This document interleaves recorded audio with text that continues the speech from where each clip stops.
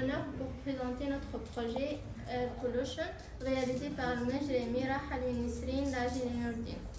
Commençons par l'introduction. L'air est l'une des majeures sources qui favorise la survie de l'homme, mais malheureusement personne n'est au courant des dangers que peut causer la pollution de l'air, puisque notre environnement a commencé à souffrir par le gros trou dans la couche d'ozone qui était supposé nous protéger des rayons ultraviolets.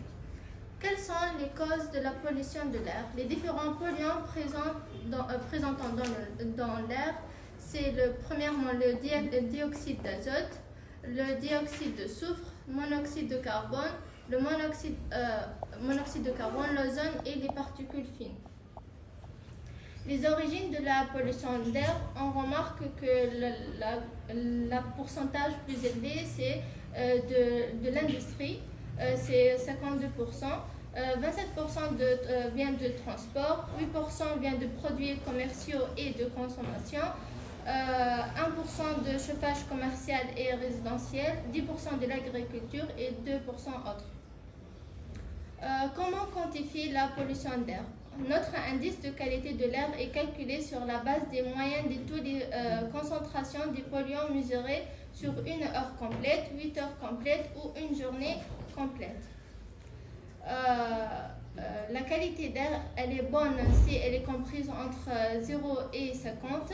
Elle est modérée si elle est comprise entre 51 et 100. Elle est mauvaise pour les groupes sensibles si elle est comprise entre 101 et 150. Elle est mauvaise si elle est comprise entre 151 et 200.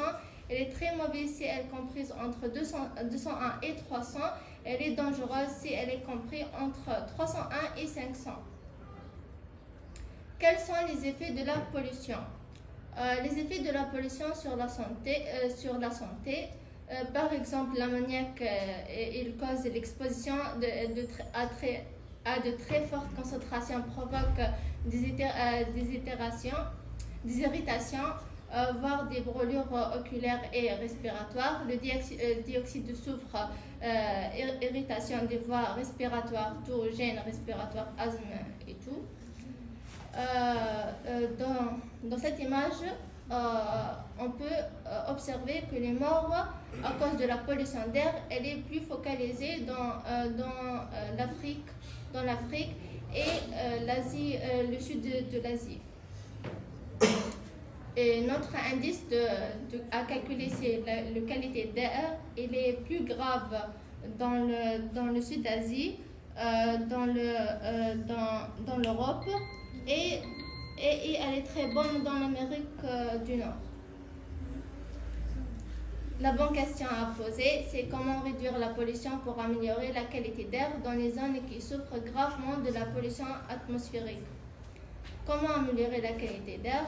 Privilège des transports d'eau, la marche et les vélos permettent de se déplacer facilement en ville. Utilisation des transports en commun. Limiter le nombre de voitures, puisque la voiture génère 60 fois plus de CO2 par personne transportée que le métro. Et merci pour votre attention.